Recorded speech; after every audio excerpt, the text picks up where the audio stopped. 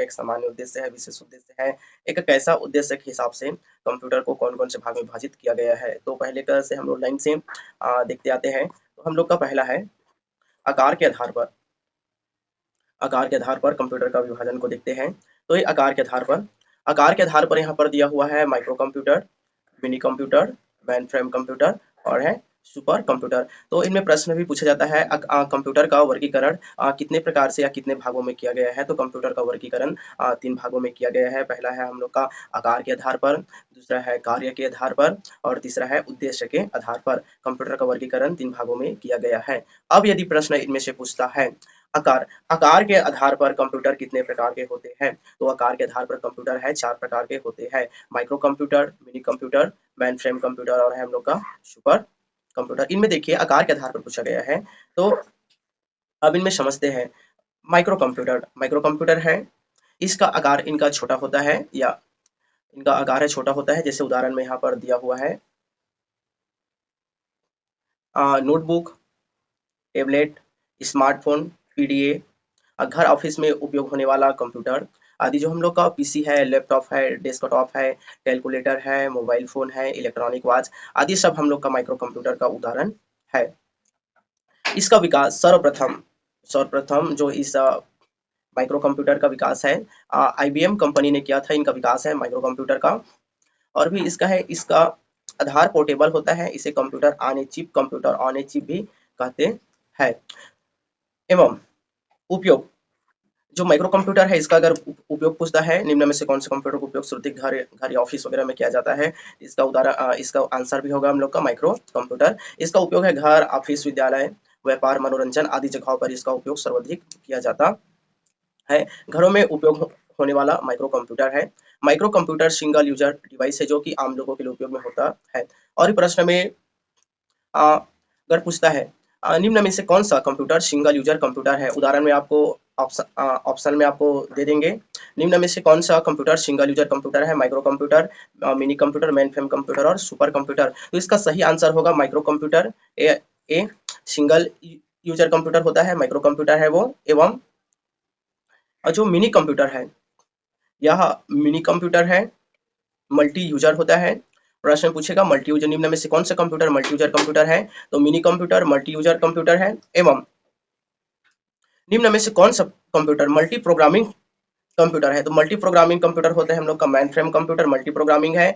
और mini computer multi user computer है। और micro computer single user computer है। तो इनको आप ध्यान रखेंगे। बहुत बार इनको प्रतियोगिता परीक्षाओं में इनको पूछा जा चुका है। इनको जैसा कि आप यहाँ पर देख रहे हैं सीएसपीडी सेल में और भी वेपम वगैरह में इनमें कई बार इनको इन प्रश्नों को पूछा जा चुका है। तो हमने देखा mini computer, sorry micro computer को देखा। अब देखते हैं मिनी कंप्यूटर। मिनी कंप्यूटर, अब इनका परिभाषा है मिनी कंप्यूटर माइक्रो कंप्यूटर से आकार में थोड़ा सा बड़े होते हैं, आकार में बड़ा होता है एवं प्रोसेसिंग क्षमता में भी माइक्रो कंप्यूटर से अधिक होते हैं। यह एक मल्टी यूजर कंप्यूटर या सिस्टम है। इसका उपयोग यहाँ पर लिखा हुआ है अनुसंधान, बड़ी कंपनी, यात्री आरक्षण आदि जगहों पर किया जाता है। खासकर इनका उपयोग आप लोग जब शॉपिंग मॉल वगैरह में जाते हैं तो बिलिंग वगैरह आदि जगहों पर इनका उपयोग देखने को मिलता है। और भी है मेनफ्रेम कंप्यूटर। तो इस मिनी कंप्यूटर यह आकार में बड़े होते हैं, कार्य क्षमता में, प्रोसेसिंग क्षमता में यह बड़े होते हैं, मल्टी यूजर होते हैं। इसका हम लोग को देखने को मिलता है यह अनुसंधान प्रयोगशाला, बड़ी कंपनियों में, शॉपिंग मॉल वगैरह में दिखता है। इनसे बिलिंग के लिए ज़्यादा उपयोग किया जाता है। इनका बिलिंग सॉफ्टवेयर भी बिलिंग कंप्यूटर भी इन्हें कहते हैं। अब है हम लोग का main frame computer. Okay, main frame computer के बारे में देखते हैं। मेन फ्रेम कंप्यूटर यह माइक्रो कंप्यूटर एवं मिनी कंप्यूटर इन दोनों से आकार में बड़े होते हैं, आकार में बड़े होते हैं एवं सुपर कंप्यूटर से आकार में छोटे होते हैं। देखिए इनका परिभाषा ऐसे लिखेंगे माइक्रो कंप्यूटर मिनी कंप्यूटर से मेन फ्रेम कंप्यूटर आकार में बड़े होते हैं, हम सुपर कंप्यूटर से छोटे होते हैं। मिनी कंप्यूटर माइक्रो कंप्यूटर से या प्रोसेसिंग क्षमता में ज़्यादा अधिक प्रोसेसिंग के होते हैं एवं सुपर कंप्यूटर से कम प्रोसेसिंग क्षमता के होते हैं। यह बड़े बड़े व्यावसायिक संगठन एवं सरकारी संगठनों में प्रयोग होता है। यह मल्टी मल्टी यूजर मल्टी ठीक है टाइम शेयरिंग एवं मल्टी प्रोग्रामिंग, देखिए यहाँ पर लिखा हुआ है मल्टी प्रोग्रामिंग सिस्टम का होता है। एवं इसका उपयोग अनुसंधान, अंतरिक्ष विज्ञान आदि जगहों पर देखने को मिलता है। तो यह मेन फ्रेम कंप्यूटर इन्हें आप बड़ा-बड़ा कंपनियों में आप इनका उपयोग देख सकते हैं। जैसा फेसबुक कंपनी में, यूट्यूब कंपनी में आदि बहुत बड़े-बड़े जो अपना कंपनी है, उनमें इस मेन फ्रेम कंप्यूटर का उपयोग किया जाता है। इसलिए ताकि ये मल्टी यूज़र होते हैं। मल्टी यूज़र का मतलब होता है एक ही समय उसमें करोड़ों व्यक्ति यूट्यूब में सर्च कर सकते हैं, फेसबुक में उनमें सर्च कर सकते हैं। यह मल्टी प्रोग्रामिंग होता है। और भी दिया हुआ है super computer super computer, micro computer, mini computer एवं मेन फ्रेम कंप्यूटर से आकार में बड़े होते हैं एवं कार्य क्षमता में भी अधिक ज़्यादा शक्तिशाली होते हैं। कार्य में बड़े होते हैं, प्रोसेसिंग क्षमता में बड़े होते हैं। इनका उपयोग मौसम पूर्वानुमान, अर्थव्यवस्था, आणविक, अंतरिक्ष आदि जगहों पर किया जाता है। अंतरिक्ष वगैरह में या अनुसंधान वगैरह में वैज्ञानिक लोग इनका सुपर कंप्यूटर का ज़्यादा उपयोग करते हैं। जलवायु के लिए सुपर कंप्यूटर का उपयोग करते हैं। आप इनका परिभाषा लिखेंगे। Micro computer, mini main frame computer सभी से आकार में बड़े होते हैं, प्रोसेसिंग क्षमता में ज़्यादा बड़े होते हैं। अनुसंधान, अंतरिक्ष आदि जगहों पर उपयोग किया जाता है। भारत का पहला सुपर कंप्यूटर है परम परम जो भारत का पहला सुपर कंप्यूटर है परम 8000, ओके, जिसका निर्माण पुणे की सीडेक कंपनी द्वारा इसका किया गया था। और भी देखते हैं कार्य कार्य पद्धति के आधार पर कार्य पद्धति के आधार पर कंप्यूटर है वह analog computer, digital computer, hybrid computer. कार्य पद्धति के आधार पर कंप्यूटर 3 प्रकार के होते हैं। तो पहला है हम लोग का एनालॉग कंप्यूटर। एनालॉग कंप्यूटर क्या है? ऐसे कंप्यूटर जिनके द्वारा भौतिक मात्रा को जैसे दाब, ताप, दाब आदि को तरंगों के रूप में प्रस्तुत किया जाता है। जैसे कि भौतिक मात्रक, जब भूकंप आता है तो जो भूकंप की झटके होता है वह एक भौतिक मात्रक होता है। उस भौतिक मात्रक को हमें जानना है कि कितने तीव्रता के साथ भूकंप आया है, तो उसको एक तरंग के रूप में उसको देखने के लिए तरंग के रूप में उसको देखते हैं। तो वही है भौतिक मात्रक को तरंग के रूप में देखने के लिए जिस कंप्यूटर का उपयोग किया जाता है उन्हें एनालॉग कंप्यूटर कहते हैं। एनालॉग कंप्यूटर में वीडियो एडिटिंग का काम नहीं कर सकते हैं क्योंकि इन्हें जो भौतिक मात्रक है तरंग के रूप में दिखाई देता है। यहाँ पर देखिए उदाहरण कुछ दिया हुआ है एनालॉग कंप्यूटर का, जैसे कि स्पीडोमीटर है जो गाड़ी वगैरह में स्पीड के लिए उनका चेक करने के लिए होता है। तापमापी है, भूकंप मापी यंत्र है, वोल्टामीटर आप देख सकते हैं जहाँ इलेक्ट्रॉनिक का दुकान होते हैं वहाँ पर बिजली पंखे आदि बनाते हैं, वहाँ पर वोल्टामीटर का उपयोग करते हैं। भूकंप के झटके को मापने के लिए। और भी स्पीडोमीटर है गाड़ी का उनका स्पीड को मापने के लिए इनका उपयोग किया जाता है। यह एनालॉग कंप्यूटर कम जानने में उपयोग आया। देखिए बाकी लोग इनको देखते हैं लेकिन इनके बारे में पूछेंगे कि एनालॉग कंप्यूटर को आप जानते हैं तो लोग उनके बारे में ज़्यादा जानते नहीं हैं। लेकिन जो मेरे प्रश्नों को पढ़ लिया और भी जो पढ़ाई की है वे अवश्य इनके बारे में जान लेंगे। तो और है डिजिटल कंप्यूटर। देखिए डिजिटल कंप्यूटर समझने से आ जाता है डिजिटल। तो डिजिटल कंप्यूटर में इनमें भी कई बार प्रश्न पूछा जा चुका है। निम्न में से कौन से कंप्यूटर में एनिमेशन, वीडियो एडिटिंग आदि कार्य कर सकते हैं? तो वो है डिजिटल कंप्यूटर। निम्न में से कौन से कंप्यूटर में वीडियो एनिमेशन का कार्य नहीं कर सकते? तो वो होता है हम लोग का यहाँ पर जो अभी देखें एनालॉग कंप्यूटर में हम लोग वीडियो एनिमेशन एडिटिंग का काम नहीं कर सकते। डिजिटल कंप्यूटर में हम लोग वीडियो एडिटिंग, एनिमेशन आदि का कार्य कर सकते हैं क्योंकि इनमें चित्र दिखता है डिजिटली फॉर्मेट में। इसमें इस कंप्यूटर में गणना द्वि आधारित पद्धति 0 एवं 1 के रूप में किया जाता है। जैसा कि आप देखते हैं 0, 0, 1, 0, 1, 1, 0 आदि जो द्वि आधारित प्रणाली होती है इनके द्वारा गणना करते हैं। इसी को हम लोग मशीनी भाषा कहते हैं। प्रश्न इनमें पूछा जा चुका है न कंप्यूटर निम्न में से कौन से भाषा को समझता है? तो कंप्यूटर एक मशीनी भाषा को समझता है जो 0 से 1 के रूप में होता है। इन भाषा को समझता है। तो डिजिटल कंप्यूटर का उदाहरण यहाँ पर दिया हुआ है। आप देख सकते हैं डिजिटल कंप्यूटर का उदाहरण है लैपटॉप, डेस्कटॉप आदि जिनमें डिजिटली रूप में दिखाई देता है डिजिटल कंप्यूटर का उदाहरण है। और भी यहाँ पर दिया हुआ है हाइब्रिड कंप्यूटर। तो हाइब्रिड कंप्यूटर क्या है? तो हाइब्रिड कंप्यूटर इनमें एनालॉग एवं डिजिटल, ओके, एनालॉग एवं डिजिटल कंप्यूटर का दोनों का गुण पाया जाता है। इनमें भौतिक मात्रा जो तरंग के रूप में प्रस्तुत करते हैं इनमें तरंग का भी भौतिक मात्रा का भी गुण पाया जाता है एवं इनमें डिजिटल का भी गुण पाया जाता है। जैसे कि उदाहरण दिया हुआ है ICU ICU machine, ECG machine, ultrasound machine. देखिए आप सोनोग्राफी वगैरह करते हैं तो उनमें एक एनिमेशन उनमें बच्चे हैं सोनोग्राफी करते हैं कई बार हिलते भी हैं तो उनमें एक वीडियो फॉर्मेट का भी गुण पाया जाता है। जो ईसीजी मशीन है जो एक व्यक्ति का जो उनका धड़कन गिनने के लिए जो मरने वाले होते हैं उनको आईसीयू में ईसीजी मशीन होते हैं जो उनमें उनका जीवन काल है चलता रहता है जो दिखता है। इनमें एक भौतिक तरंग मात्रक भी पाया जाता है एवं जो सोनोग्राफी मशीन है उनमें वीडियो फॉर्मेट भी पाया जाता है। तो इनमें प्रश्न कई बार पूछा जा चुका है निम्न में से कौन से कंप्यूटर में वीडियो एवं वीडियो कंप्यूटर में एनालॉग एवं डिजिटल कंप्यूटर दोनों का गुण पाया जाता है? तो इसका आंसर है हाइब्रिड कंप्यूटर में एनालॉग एवं डिजिटल कंप्यूटर दोनों का गुण पाया जाता है। तो और भी देखते हैं और उद्देश्य के आधार पर कंप्यूटर को दो भागों में बांटा गया है। एक जनरल पर्पस का कंप्यूटर है और एक है स्पेशल पर्पस कंप्यूटर। ठीक है, स्पेशल पर्पस कंप्यूटर ये रहा स्पेशल पर्पस कंप्यूटर। तो स्पेशल पर्पस कंप्यूटर क्या है? स्पेशल पर्पस कंप्यूटर जैसे उदाहरण दिया हुआ है क्वांटम कंप्यूटर। इस क्वांटम कंप्यूटर का उपयोग जैसे सैटेलाइट भेजते हैं, रॉकेट भेजते हैं, मिसाइल भेजते हैं आदि जगहों पर इनका उपयोग किया जाता है। इसे केवल एक विशेष उद्देश्य के लिए इसका प्रयोग किया जाता है। उपग्रहों आदि जगहों पर क्वांटम कंप्यूटर का उपयोग किया जाता है। एवं जो सामान्य जनरल पर्पस उसका कंप्यूटर है, इसे एक सामान्य घर, ऑफिस, दफ्तर आदि जगहों पर उपयोग किया जाता है। इसका उदाहरण है लैपटॉप, डेस्कटॉप, पीसी आदि सभी इसका उदाहरण है। तो और भी कोई टॉपिक इसमें छूट गए हैं तो आप कमेंट बॉक्स में पूछ सकते हैं, उन्हें और भी हम रिप्लाई देने का पूरा कोशिश करेंगे। So thank you. Hello my dear friend, हमारे इस चैनल पर आपका स्वागत है। क्या आपके भी मन में प्रश्न उत्पन्न होता है कि सॉफ्टवेयर क्या चीज़ है, सॉफ्टवेयर का निर्माण कैसे होता है, सॉफ्टवेयर कैसे बनता है, सॉफ्टवेयर को कैसे बनाया जाता है, सॉफ्टवेयर कितने प्रकार के होते हैं, application software, utility software, system software, language translator software, operating system software आदि बहुत सारे सॉफ्टवेयर एक क्या है, एक कैसे कार्य करता है। तो सभी प्रश्नों का उत्तर इस वीडियो में आपको मिलने वाला है। तो वीडियो के आप अंत तक बने रहिएगा। वीडियो आज का महत्वपूर्ण होने वाला है, आपके सभी प्रकार की कॉम्पिटिशन एग्जाम प्रतियोगिता परीक्षा के लिए भी महत्वपूर्ण है। सॉफ्टवेयर क्या है?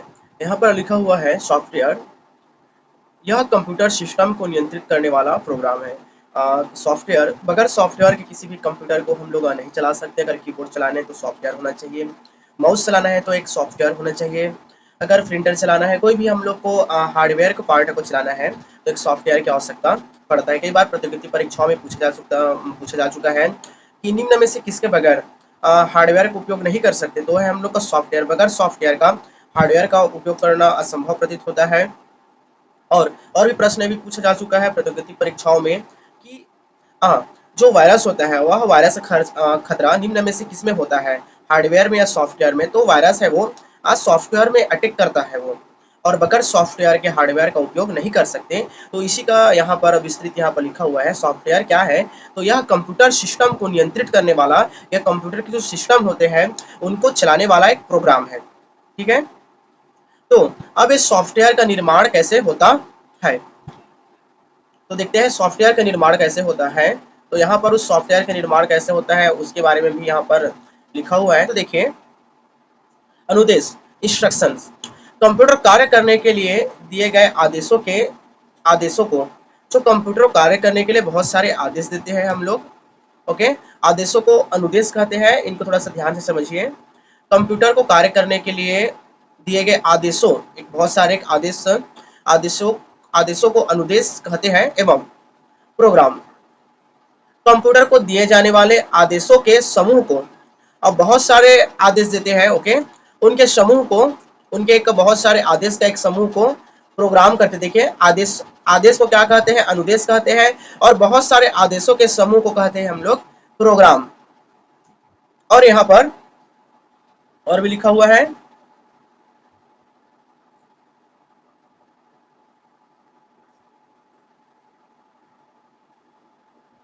और जस्ट ऊपर में देखिए प्रोग्रामिंग भाषा में लिखे गए निर्देशों के समूह को प्रोग्राम कहते हैं। और इन्हीं प्रोग्राम के समूह को सॉफ्टवेयर कहते हैं। आप यहाँ पर समझ गए कि प्रोग्राम का परिभाषा क्या है। तो आदेशों के समूह को क्या कहते हैं हम लोग? बहुत सारे आदेशों का समूह होता है, उन्हें कहते हैं प्रोग्राम कहते हैं। लेकिन यहाँ पर आप समझते हैं प्रोग्रामिंग भाषा में, उदाहरण के लिए यदि हम लोग प्रोग्रामिंग भाषा समझ लेते हैं 0 1 0 0 1 आदि हम लोग का प्रोग्रामिंग भाषा है। तो प्रोग्रामिंग भाषा में लिखे गए निर्देशों के समूह को, ये हम लोग का हो गया, इतना ये प्रोग्राम हो गया। ओके, समझिए, प्रोग्राम, ये हम लोग का प्रोग्राम हो गया। और इन्हीं प्रोग्राम के समूह से सॉफ्टवेयर का निर्माण होता है। देखिए, ये हम लोग का प्रोग्राम हो गया, जो आदेश निर्देश दिए हैं प्रोग्राम हो गया। और ऐसे बहुत सारे प्रोग्रामों के एक समुच्चय को जब मिलाते हैं तो एक बहुत सारे प्रोग्राम के समूह से हम लोग का निर्माण होता है, वो एक सॉफ्टवेयर का निर्माण होता है। देखिए, बहुत सा आदेशों को मिलाकर एक निर्देश का निर्माण होता है, निर्देश को मिलाकर एक प्रोग्राम का निर्माण होता है, और बहुत सारे प्रोग्रामों के समूह से एक सॉफ्टवेयर का निर्माण होता है। सॉफ्टवेयर का काम होता है वह हार्डवेयर के साथ इंटरफेस होकर, यहाँ पर लिखा हुआ है सॉफ्टवेयर या कंप्यूटर में होने वाली कार्यों को नियंत्रित करता है तथा कंप्यूटर हार्डवेयर के साथ इंटरफेस प्रोवाइड करता है। बगैर सॉफ्टवेयर के हार्डवेयर का उपयोग नहीं कर सकते। और सॉफ्टवेयर का निर्माण बहुत सारे अनुदेश, निर्देश एवं प्रोग्रामों के समूह से एक सॉफ्टवेयर का निर्माण होता है। और भी यहाँ पर चलिए आगे देखते हैं। देखिए, यहाँ पर सॉफ्टवेयर, सॉफ्टवेयर के प्रकार, टाइप्स ऑफ सॉफ्टवेयर के बारे में दिया हुआ है। कार्य और संरचना के आधार पर सॉफ्टवेयर को 3 भागों में बांटा गया है। अगर कहीं प्रतियोगिता परीक्षा में पूछता है कार्य व संरचना के आधार पर सॉफ्टवेयर को कितने भागों में बांटा गया है, तो उन्हें 3 भागों में बांटा गया है। पहला है सिस्टम सॉफ्टवेयर, देखिए सिस्टम सॉफ्टवेयर, एप्लीकेशन सॉफ्टवेयर और यूटिलिटी सॉफ्टवेयर। तो इन्हें इन्हें समझते हैं।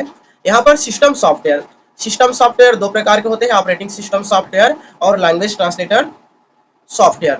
तो सिस्टम सॉफ्टवेयर क्या है? तो ये सिस्टम सॉफ्टवेयर कंप्यूटर को चलाने के लिए, okay, application software, utility software, पूरे कंप्यूटर को चलाने के लिए कंप्यूटर में एक सिस्टम सॉफ्टवेयर की आवश्यकता पड़ता है। यह सिस्टम सॉफ्टवेयर 2 प्रकार के होते हैं, ऑपरेटिंग सिस्टम सॉफ्टवेयर और लैंग्वेज ट्रांसलेटर सॉफ्टवेयर। तो ये ऑपरेटिंग सिस्टम सॉफ्टवेयर का उदाहरण दिया हुआ है window, Unix, Linux, Mac OS. जैसे कि विंडो 7, विंडो 10, विंडो 11 आदि जो विंडो है, आदि ये विंडो हो गया। तो जब तक एक कंप्यूटर में ये विंडो ऑपरेटिंग सिस्टम सॉफ्टवेयर नहीं रहेगा, तब तक हम लोग कंप्यूटर में कंप्यूटर का यूज नहीं कर सकते, उनमें अन्य एप्लीकेशन सॉफ्टवेयर, यूटिलिटी सॉफ्टवेयर आदि कार्य नहीं कर सकता। तो इन्हें भी प्रतियोगिता परीक्षा में कई बार पूछा जा चुका है, निम्न में से कौन से सॉफ्टवेयर के बगैर, यानी कौन से सॉफ्टवेयर नहीं रहेगा तो कंप्यूटर में अन्य सॉफ्टवेयर का उपयोग नहीं कर सकते। तो इसका आंसर होता है सिस्टम सॉफ्टवेयर। यदि एक कंप्यूटर में सिस्टम सॉफ्टवेयर जैसे कि विंडो आदि नहीं रहेगा, तो अन्य एप्लीकेशन सॉफ्टवेयर वगैरह का उपयोग हम लोग नहीं कर सकते। अब ये लैंग्वेज ट्रांसलेटर सॉफ्टवेयर क्या है? तो लैंग्वेज ट्रांसलेटर सॉफ्टवेयर यहाँ पर उदाहरण दिया हुआ है, कंपाइलर, असेंबलर, इंटरप्रेटर। तो ये लैंग्वेज ट्रांसलेटर सॉफ्टवेयर का उदाहरण दिया हुआ है। तो जैसे इसे सीधा सीधा में समझें, तो लैंग्वेज ट्रांसलेटर सॉफ्टवेयर जैसे कि आप लोग देखे होंगे, अ, एक कोई दूसरे भाषा में बात कर रहा है और उन्हें दूसरे लैंग्वेज में ट्रांसलेट करना है। जैसे कि मैं हिंदी में बोल रहा हूँ, तो उन्हें इंग्लिश में ट्रांसलेट करना है, तो उसके लिए मैं एक लैंग्वेज ट्रांसलेटर सॉफ्टवेयर का उपयोग करूंगा, जो मेरा हिंदी लैंग्वेज है उसे इंग्लिश लैंग्वेज में वो ट्रांसलेट करने का काम करता है। या कोई अगर इस देश से कोई दूसरे देश में चले जाए, तो इस देश का उस देश की भाषा को समझने के एक लैंग्वेज ट्रांसलेटर सॉफ्टवेयर का भी उपयोग किया जाता है, जिन्हें हम लोग लैंग्वेज ट्रांसलेटर सॉफ्टवेयर कहते हैं। या कंप्यूटर में जो आप लोग को लैंग्वेज दिखाई देता है, जो भाषा दिखाई देता है, वह भी लैंग्वेज ट्रांसलेटर सॉफ्टवेयर के द्वारा ही संभव हो पाता है। अब देखते हैं जो है एप्लीकेशन सॉफ्टवेयर को 2 भागों में बांटा गया है। एक जनरल पर्पस सॉफ्टवेयर जिन्हें एक सामान्य उद्देश्य का सॉफ्टवेयर, और एक स्पेशल पर्पस सॉफ्टवेयर जो एक विशेष कार्य के लिए उपयोग करते हैं। जनरल पर्पस सॉफ्टवेयर वे सभी सॉफ्टवेयर जिन्हें कोई भी व्यक्ति, एक सामान्य व्यक्ति उपयोग कर सकता है, जैसे कि MS Word, MS Excel, Photoshop, Tally, page maker आदि सॉफ्टवेयर है, जिन्हें कोई भी व्यक्ति उनका उपयोग कर सकता है। एवं स्पेशल पर्पस सॉफ्टवेयर वे सॉफ्टवेयर जिन्हें एक विशेष उद्देश्य के लिए जिनका उपयोग किया जाता है, जैसे कि रेलवे रिजर्वेशन सिस्टम। अगर कोई किसी को टिकट बुकिंग करना है, तो एक विशेष सॉफ्टवेयर जिनको उन गवर्नमेंट की ओर से एक ऑथोराइज उनको आईडी मिला होता है, उनको जो आदेश मिला होता है, उन्हीं व्यक्ति रेलवे टिकट बुकिंग कर सकते हैं। बिलिंग सिस्टम, जो वो लोग बिलिंग सिस्टम को अपने लिए बनवाए हैं, तो एक विशेष उद्देश्य के लिए या अपने एक विशेष कार्य के लिए बनाया गया सॉफ्टवेयर को एक स्पेशल पर्पस का सॉफ्टवेयर कहते हैं। और एक जो सामान्य उद्देश्य के लिए या एक सामान्य कार्य के लिए जो बनाया गया एक जो सामान्य सभी व्यक्ति यूज कर सके, उन्हें एक जनरल पर्पस का सॉफ्टवेयर कहते हैं। उनके बाद में आते हैं हम लोग का यूटिलिटी सॉफ्टवेयर। देखिए यूटिलिटी सॉफ्टवेयर, तो यूटिलिटी सॉफ्टवेयर का परिभाषा ये है, कंप्यूटर में जो हम लोग का जनरल पर्पस सॉफ्टवेयर है, स्पेशल पर्पस सॉफ्टवेयर है, सिस्टम सॉफ्टवेयर आदि को सुरक्षित रखने के लिए एक अन्य बाहर से सॉफ्टवेयर का निर्माण किया जाता है, जिन्हें कंप्यूटर में हम लोग कंप्यूटर के सुरक्षित रखने के लिए डालते हैं, उन्हें हम लोग यूटिलिटी सॉफ्टवेयर कहते हैं। यूटिलिटी सॉफ्टवेयर कंप्यूटर के अन्य सॉफ्टवेयर को उन्हें सुरक्षित रखने के लिए बाहर से उनमें सॉफ्टवेयर को डलवाते हैं, उन्हें हम लोग यूटिलिटी सॉफ्टवेयर कहते हैं। इनका उदाहरण जैसे एंटीवायरस, आप एंटीवायरस कंप्यूटर में अपने डलवाते हैं, एवी ने ठीक है, एंटीवायरस हो गया। तो क्या करते हैं, कंप्यूटर में आने वाले वायरस से कंप्यूटर को सुरक्षित रखने का कार्य करता है। और भी इनका backup program, file manager, disk formatting, file compression आदि इसका उदाहरण दिया हुआ है। तो इनसे कुछ प्रश्न और भी निकाल लेते हैं, इनसे जो सॉफ्टवेयर का जो हम लोग देखे हैं। तो यहाँ पर पूछता है निम्न में से कौन सा एप्लीकेशन सॉफ्टवेयर है? तो एप्लीकेशन सॉफ्टवेयर का आप जो भी दिया रहेगा, MS Word, MS Excel, Photoshop, page maker, Tally आदि, उनमें एप्लीकेशन सॉफ्टवेयर में ठीक कर सकते हैं। निम्न में एंटीवायरस कौन सा सॉफ्टवेयर का उदाहरण है? तो वह है यूटिलिटी सॉफ्टवेयर का क्या है, एंटीवायरस है वो उदाहरण है। और भी विंडो, यहाँ पर देखिए विंडो का पूछते हैं, विंडो कौन से सॉफ्टवेयर का उदाहरण है, तो ऑपरेटिंग सिस्टम सॉफ्टवेयर का उदाहरण है आदि। इनसे बहुत सारे प्रश्न इनसे निकलता है, तो इन्हें आप अच्छे से तैयारी कर लेंगे। वीडियो में और भी कोई टॉपिक छूट गया है तो उन्हें आप कमेंट बॉक्स में पूछ सकते हैं, उन्हें हम रिप्लाई देने का पूरा कोशिश करेंगे। यदि आप हमारे नज़दीक के हैं तो आप हमारे सूर्यवंशी कंप्यूटर प्रशिक्षण केंद्र में आ सकते हैं। हमारा शॉप का लोकेशन है नया भारद्वार सिटी, जो कि छत्तीसगढ़ स्टेट में है। वहाँ भी आप आकर हमसे बातें कर सकते हैं, बहुत सारे कंप्यूटर कोर्स कर सकते हैं। बहुत सारे कंप्यूटर कोर्स की सुविधा हमारे कंप्यूटर प्रशिक्षण केंद्र में उपलब्ध है। और भी ऐसे रोचक तथ्यों के बारे में जानना चाहते हैं कंप्यूटर से संबंधित, तो और भी हमारे चैनल को सब्सक्राइब कर लें और भी अपने दोस्तों के साथ शेयर करें, लाइक करें। तो वीडियो में अब तक बने रहने के लिए बहुत बहुत धन्यवाद। So thank you. Hello my dear friend, हमारे चैनल पर आपका स्वागत है। क्या आप भी बाइबल के बारे में जानना चाहते हैं? आप सोचते हैं कि बाइबल क्या है?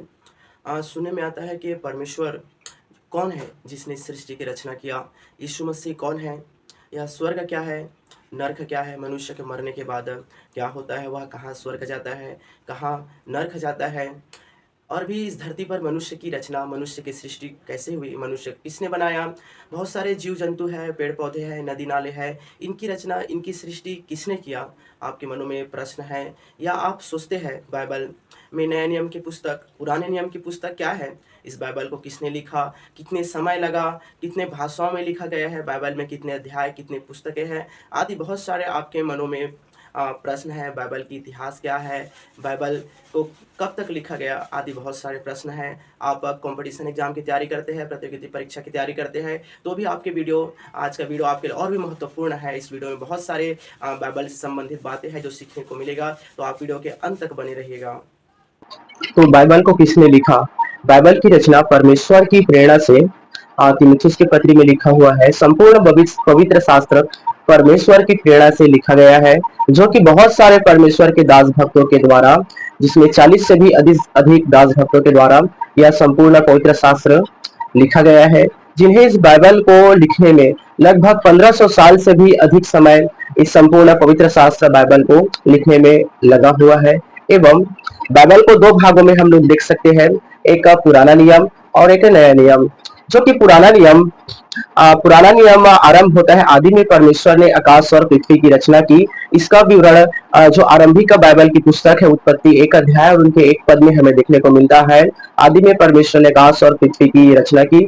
एवं जो पुराने करार की पुस्तकें हैं उनमें बहुत सारे लेखकों द्वारा उन्हें लिखा गया है, और उनके बाद में जो नया करार की पुस्तकें हैं उन्हें मुख्यतः यीशु मसीह के उनके जन्म से, उनका सुसमाचार प्रचार, उनका स्वर्गारोहण आदि विषयों को इस नए नियम की पुस्तक में देखने को मिलता है। नए करार की पुस्तक एवं पुराने करार की पुस्तक, जैसा कि हमने देखा, दो भाग में बाइबल विभाजित है। तो पुराने करार की पुस्तक में कुल 39 पुस्तकें उनमें देखने को मिलता है, एवं नए करार की जो पुस्तक है उनमें 27 पुस्तकें हमें देखने को मिलता है, जो परमेश्वर के विभिन्न दास भक्तों के द्वारा वह लिखा गया है। एवं कुल नए करार एवं पुराने करार की बाइबल में 66 पुस्तकें टोटल हमें देखने को मिलता है। इन 66 पुस्तकों को लिखने में, जैसा बताया, लगभग 1500 साल से भी अधिक जो समय लगा है। पुराने बाइबल है यूनानी, हिब्रू, अरामी आदि भाषाओं में हमें देखने को मिलता है, जबकि वर्तमान की जो भाषाएं हैं 3000 से भी अधिक भाषाओं में बाइबल को अनुवाद किया जा चुका है। यह बाइबल है जो विश्व में सबसे ज्यादा पढ़ी जाने वाली पुस्तकें एवं सबसे ज्यादा जो छपने वाला पुस्तक है वह बाइबल है। एवं बाइबल ही जो सबसे ज्यादा जो ऑनलाइन जो प्लेटफॉर्म है उनमें भी बिकने वाला पुस्तकें बाइबल है। बाइबल का मुख्य केंद्र बिंदु प्रभु यीशु मसीह है। बाइबल में हमें प्रभु यीशु मसीह के जीवन चरित्र, उनकी शिक्षाओं के बारे में मिलता है। प्रभु यीशु मसीह बाइबल में बताते हैं उद्धार, प्रेम, सत्य, दया, क्षमा, इन विषयों के बारे में प्रभु यीशु मसीह बाइबल में बताते हैं। बाइबल है केवल ईसाइयों का ही पुस्तक नहीं है, वरन संपूर्ण विश्व में सबसे ज्यादा अधिक पढ़ी जाने वाली बाइबल है पुस्तक है। जैसे बताया, बाइबल का मुख्य केंद्र बिंदु प्रभु यीशु मसीह है। प्रभु यीशु मसीह के शिक्षाओं, उनके उद्देश्यों के बारे में बाइबल में हमें मुख्यतः देखने को मिलता है। उनमें प्रभु यीशु मसीह के जीवन चरित्र के बारे में हमें देखने को मिलता है, जो कि नए करार की पुस्तक, उनमें प्रथम पुस्तक है मत्ती लिखित सुसमाचार, एवं नए करार की पुस्तक उनका अंतिम लास्ट पुस्तक, उनमें प्रकाशित वाक्य है। इनमें नए करार की पुस्तक में प्रभु यीशु मसीह के बारे में हम देखते हैं। प्रभु यीशु मसीह का जन्म, प्रभु यीशु मसीह का सेवा कार्य के बारे में हमें देखने को मिलता है। बहुत सारे आश्चर्य के कर्म बाइबल में देखने को मिलता है। प्रभु यीशु मसीह लाजर को जिंदा करना, प्रभु यीशु मसीह के बहुत सारे आश्चर्य कर्म हमें बाइबल में देखने को मिलता है। केवल आश्चर्य कर्म ही नहीं, प्रभु यीशु मसीह का मुख्य उद्देश्य था कि लोगों को प्रेम, शांति, क्षमा, दया, विश्वास आदि के बारे में बताए। जैसा प्रभु यीशु मसीह का जीवन था, प्रभु यीशु मसीह का मुख्य उद्देश्य था बाइबल में कि लोग सत्य को जाने, उद्धार को जाने, स्वर्ग की लोगों का जीवन एक स्वर्ग के योग्य हो, वे स्वर्ग की जा सके, उनमें उद्धार की बातों को समझे, सीखे। इन विषयों को मुख्य फोकस किया गया है। नियम को 4 भागों में बांटा गया है, जिनमें इतिहास की पुस्तक, गीत की पुस्तक, कानून की पुस्तक एवं भविष्यवाणी की पुस्तकें हमें देखने को मिलता है। पुराने नियम जो कि आरंभ में आदि में परमेश्वर ने आकाश और पृथ्वी की सृष्टि की, इन बातों से आरंभ होता है एवं उसमें परमेश्वर द्वारा सृष्टि की हर एक वस्तुओं की उनमें सृष्टि करना एवं मनुष्य जाति की सृष्टि हमें देखने को मिलता है। परमेश्वर ने सर्वप्रथम आदम जो कि पुरुष की सृष्टि किया एवं आदम की उसकी पसली को निकालकर आदम से जो मेल खाए उसी के जैसा एक हवा अर्थात एक स्त्री का सृष्टि हमें देखने को मिलता है। एवं और भी जो पुराने करार की पुस्तकें हैं उनमें मनुष्य जाति का पापी होना एवं पृथ्वी पर जल प्रलय का भेजना, इन चीजों को हमें देखने को मिलता है। एवं प्रभु यीशु मसीह का जन्म यहूदिया के बैतलहम नगर में प्रभु यीशु मसीह का जन्म हुआ। प्रभु यीशु मसीह के माता का नाम मरियम एवं उनके पिता का नाम यूसुफ बाइबल के अनुसार हमें देखने को मिलता है। प्रभु यीशु मसीह का जन्म इस प्रकार से हुआ कि जब उसकी माता मरियम एवं उनके पिता यूसुफ, उनका विवाह होने से पहले मरियम है वह पवित्र आत्मा की ओर से गर्भवती पाई गई और प्रभु यीशु मसीह का जन्म हुआ। प्रभु यीशु मसीह का लगभग 30 वर्ष की उम्र तक प्रभु यीशु मसीह का सेवा कार्य हमें देखने को मिलता है। उन अपने सेवा कार्य में प्रभु यीशु मसीह के द्वारा बहुत सारे आश्चर्य कर्म है, जैसे लाजर को जीवित करना, 5000 लोगों को खाना खिलाना, पानी पर चलना और भी जल को दाखला से बदलना, बहुत सारे आश्चर्य कर्म, चंगाई की बातें जो बाइबल में हमें देखने को मिलता है। इनका उद्देश्य केवल लोगों को विश्वास को मजबूत करना, लोगों को विश्वास को बढ़ाना, आश्चर्य कर्म का उद्देश्य एवं प्रभु यीशु मसीह का क्रूस पर चढ़ाया जाना एवं उनका क्रूस पर प्रभु यीशु मसीह का मृत्यु एवं तीसरे दिन प्रभु यीशु मसीह का क्रूस पर से जी उठना, इन बातों को देखने को मिलता है। एवं प्रकाशित वाक्य नए करार की पुस्तकें हैं, वह इन बातों के साथ आरंभ होता है कि प्रभु यीशु मसीह जल्द पृथ्वी पर अपने लोगों को लेने के लिए आने वाला है। जो उस पर विश्वास करते हैं, सत्य के राह पर चलते हैं, उन लोगों को प्रभु यीशु मसीह लेने आने वाले हैं। तो और भी अवश्य है आप बाइबल को पढ़ें, उनकी सच्चाई को जानें। तो और भी बाइबल से संबंधित कुछ महत्वपूर्ण प्रश्न हैं जिन्हें इस वीडियो में हम देखते हैं, जो आपकी प्रतियोगिता परीक्षाओं एवं कॉम्पिटिशन एग्जाम में महत्वपूर्ण उपयोगी होने वाला है। तो चलिए और भी प्रश्न को इनमें भी देखते हैं। तो आप लोग का पहला प्रश्न है, जो पुराने नियम की पुस्तक है उनमें कुल कितने प्रश्न कितने पुस्तकें हैं? तो उसका आंसर है 39। पुराने नियम के जो पुस्तक है उनमें 39 पुस्तकें हैं। और भी मनुष्य को परमेश्वर ने किस दिन बनाया? तो मनुष्य को परमेश्वर ने छठे दिन बनाया एवं 7वें दिन परमेश्वर ने विश्राम किया एवं 7वें दिन को परमेश्वर ने मनुष्य जाति के लिए भी विश्राम का दिन बनाया, दिन ठहराया। और प्रश्न है, याकूब, बाइबल से संबंधित याकूब के कितने बेटे थे? तो याकूब के 12 बेटे थे, जिनका नाम यूसुफ और भी बहुत सारे उनका भाई हैं जिनका अलग अलग नाम है। निम्न में से पुराने नियम में किस व्यक्ति ने पंचग्रंथ, जिन्हें बाइबल में हम लोग पंचग्रंथ कहते हैं, 5 पुस्तकें लिखा? तो उनका नाम है मूसा ने बाइबल की उन पंचग्रंथ को मूसा ने लिखा हुआ है। 5 पुस्तकें मूसा के द्वारा लिखा गया है। एवं और भी प्रश्न है, परमेश्वर ने जब आदम को बनाया, उनके बाद में जब हवा की सृष्टि किया, तो आदम मतलब मनुष्य एक पुरुष की कौन सी जगह की, शरीर की कौन सी हड्डी को निकालकर एक स्त्री हवा के निर्माण किया? तो उसका उत्तर है आदम का उसका पसली में से पसली को निकालकर एक स्त्री हवा की परमेश्वर ने सृष्टि किया। और भी प्रश्न है बाइबल से संबंधित, गोलियात को हराने के लिए या गोलियात को मारने के लिए दाऊद ने क्या इस्तेमाल किया? तो बाइबल का एक प्रश्न है, गोलियात एक उसमें शूरवीर के बारे में बाइबल में देखने को मिलता है, जो इस्राएलियों को धमकी दे रहा था, इस्राएली लोगों को चुनौती दे रहा था। तो एक गोलियात तो एक दाऊद दाऊद नाम का जो बालक है, परमेश्वर की ओर से वह गोलियात से युद्ध करने के लिए जाता है एवं अपने साथ में एक गोफन और एक पत्थर लेकर उनसे युद्ध करने के लिए जाता है।